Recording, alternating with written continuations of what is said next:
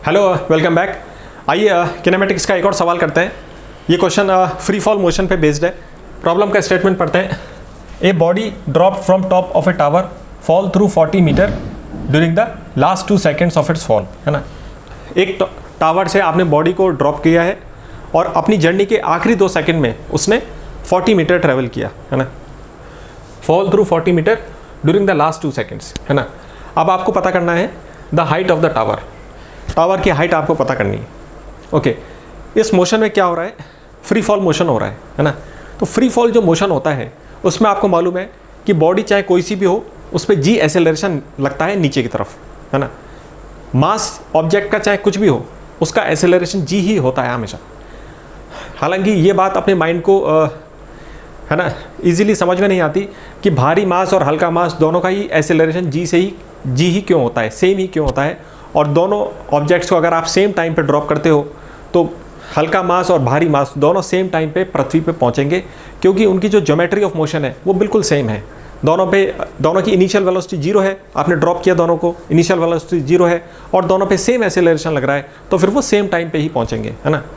पहली equation free fall की क्या कहती है कि सेम टाइम पे आप उनको ड्रॉप करोगे तो सेम टाइम पे दोनों ऑब्जेक्ट्स में सेम वेलोसिटी डेवलप होगी, ठीक है। दूसरी जो इक्वेशन है वो क्या कहती है कि सेम टाइम पे आप ड्रॉप करोगे तो इक्वल टाइम में दोनों का सेम डिस्प्लेसमेंट होगा, ठीक है। और तीसरी इक्वेशन ये कहती है कि जब आप दोनों को साइमल्टेनियसली ड्रॉप करोगे तो इक्वल डिस्प्लेसमेंट में दोनों ऑब्जेक्ट सेम वेलोसिटी एक्वायर करेंगे, है ना। ये फ्री फॉल की 3 इक्वेशंस हैं। यानी ऑब्जेक्ट्स का ही जो मोशन हो रहा है फ्री फॉल में, इसमें एक कॉमन पैटर्न है। सभी ऑब्जेक्ट्स एक ही पैटर्न को फॉलो करते हैं। तो आइए उस पैटर्न की स्टडी कर लेते हैं। हो सकता है उस नॉलेज से इस तरह के क्वेश्चन हो जाए, है ना, क्योंकि ये सारे मोशन फ्री फॉल के हैं और फ्री फॉल मोशन का एक पर्टिकुलर पैटर्न होता है। तो आइए उस पैटर्न को जानते हैं, ठीक है। ओके, फ्री फॉल में जो भी ऑब्जेक्ट गिर रहा होगा उसकी इनिशियल वेलोसिटी 0 है ना, और उस पर जी एसेलरेशन लग रहा होगा, है ना। जी एसेलरेशन लग रहा है उस पर और इनिशियल वेलोसिटी 0 है, ठीक है। जब इनिशियल वेलोसिटी 0 होती है तो डिस्प्लेसमेंट और टाइम की जो इक्वेशन है वो सिंपल बन जाती है ना। इनिशियल वेलोसिटी 0 हो गई तो डिस्प्लेसमेंट की इक्वेशन ये वाली बन जाती है। अब एसेलरेशन आपका जी है तो आपने एक ही जगह जी डाल दिया, तो ये वाली इक्वेशन है जो कि इस मोशन में अप्लाई हो रही है। Displacement is equal to half GT²। अब आपको मालूम है कि जी की वैल्यू अगर हम 10 यूज़ करते हैं तो आप यहाँ पे 10 डाल दीजिए।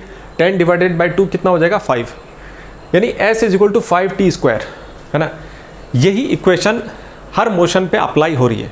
अगर G को आप 10 यूज़ करते हो तो फिर S is equal to 5T²। इसी जनरल पैटर्न से हर ऑब्जेक्ट का मोशन होगा। आइए इसको देखते हैं। इस इक्वेशन से हमको क्या क्या पता चलता है ना। तो आपने देखा T is equal to 0 time पे वो ऑब्जेक्ट जो आपने ड्रॉप किया वो कितनी दूर पहुंचा। इसमें आप 0 डाल दो तो पूरी वैल्यू 0 हो जाएगी, यानी 0 डिस्टेंस पे पहुंचा, 0 डिस्प्लेसमेंट हो गया। T is equal to 1 second पे कितनी दूर पहुंचा, आप इसमें 1 डाल दीजिए तो 5 आ गया, है ना, ठीक है। T is equal to 2 second पे कितनी दूर पहुंचा, T की वैल्यू 2 डाल दीजिए, 4 × 5 यानी 20। T की वैल्यू 3 हो जाएगी, है ना, तो कितना हो जाएगा? 9 × 5 45, है ना, तो ये 45 हो गया। T की वैल्यू 4 डाल देते हैं तो 4 स्क्वायर यानी 16 × 5 इज 80, तो ये 80 हो गया, है ना।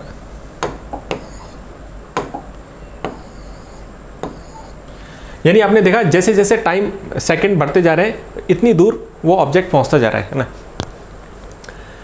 अब आपको दिख गया होगा यहाँ से आंसर कि जो डिस्टेंस वो बॉडी ट्रेवल करेगी वो ये पर्टिकुलर नंबर हो सकते हैं। इसी पैटर्न में वो नंबर आएंगे, है ना, हर सेकंड में। तो बिल्डिंग की जो हाइट है वो इनमें से कोई एक नंबर हो सकता है। आपको ऑप्शन में क्या दे रखा है? आपको ऑप्शन में देखो वो जो आपने पैटर्न देखा था, क्या उसमें से कोई नंबर दिखाई दे रहा है आपको, है ना। दोबारा देखते हैं इस पैटर्न को। इसमें देखो आप 20, 45 एंड 80। आप इसमें देखो 45 आ रहा है, 80 भी आ रहा है ना। यानी इन दोनों में से आपको एक सेलेक्ट करना है, ठीक है। बाकी ये 2 नंबर तो उस पैटर्न में है ही नहीं, तो बिल्डिंग की हाइट इतनी हो ही नहीं सकती, ठीक है। ओके, अब आप देखो पहले सेकंड में कितना डिस्टेंस चला, 5 में से 0 माइनस कर दीजिए यानी 5 मीटर। दूसरे सेकंड में कितना चला, 20 में से 5 माइनस कर दीजिए 15 आ जाएगा। और थर्ड सेकंड में कितना डिस्टेंस ट्रेवल किया, तो 45 में से आपने 20 माइनस कर दिया तो ये आ गया 25। और फोर्थ सेकंड में आ गया आपका 80 में से आपने 45 माइनस कर दिया तो 35 आ गया। ठीक है, अब आपको क्वेश्चन में दे रखा था कि आखिरी 2 सेकंड में उसने 40 मीटर ट्रेवल किया। तो आप देखो इस सेकंड में 15 और इसमें 25 हो गए तो टोटल मिला करके 40 बैठ रहा है ना।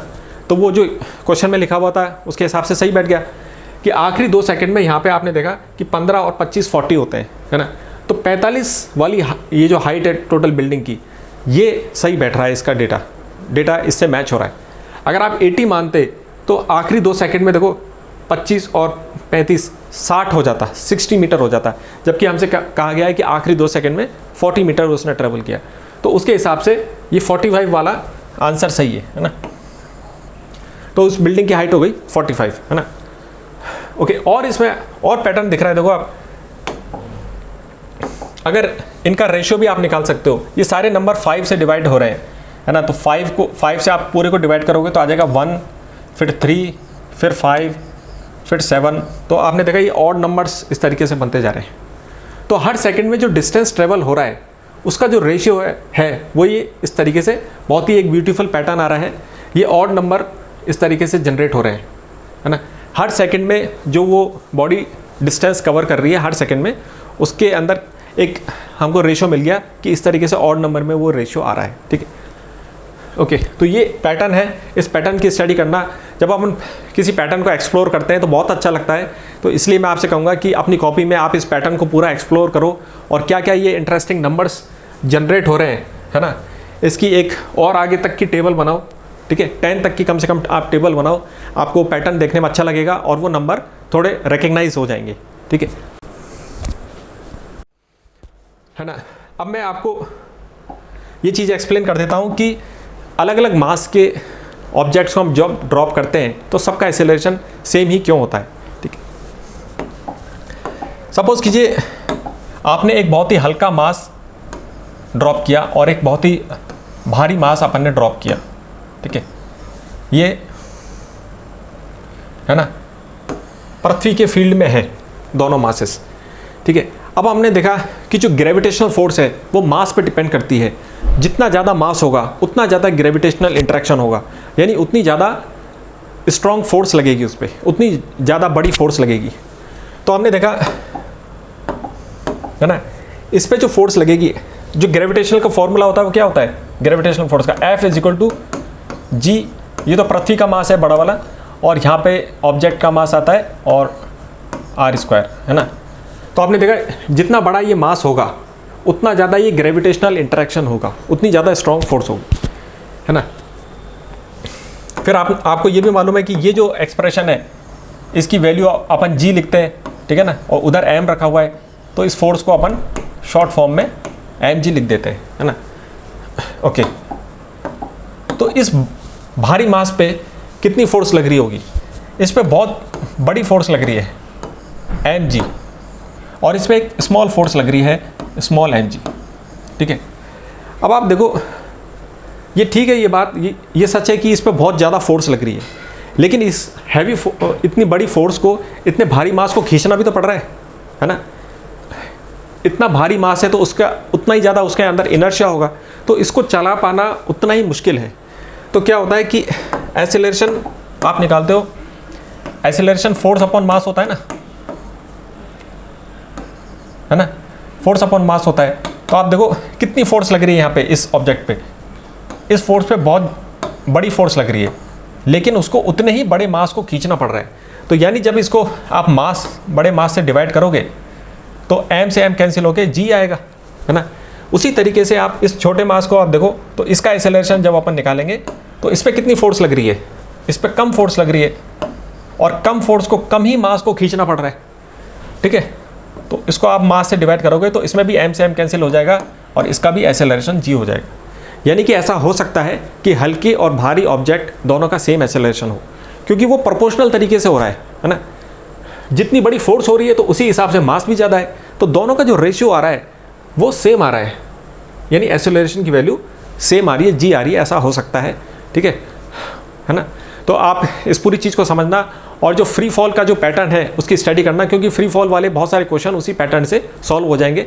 हालांकि ये जो पैटर्न है ये इंटीग्रल जो वैल्यूज़ हैं जिसमें 1, 2, 3 टाइम की वैल्यू होती है तो वो काम आएगा, लेकिन अगर बीच में कोई इस तरह का अपन को दे दिया 3.25 ऐसा करके, तो फिर अपन को जनरल इक्वेशन अप्लाई करके निकालना होगा, ठीक है।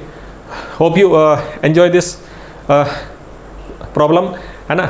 आप इसकी प्रैक्टिस करना and okay, thank you for today.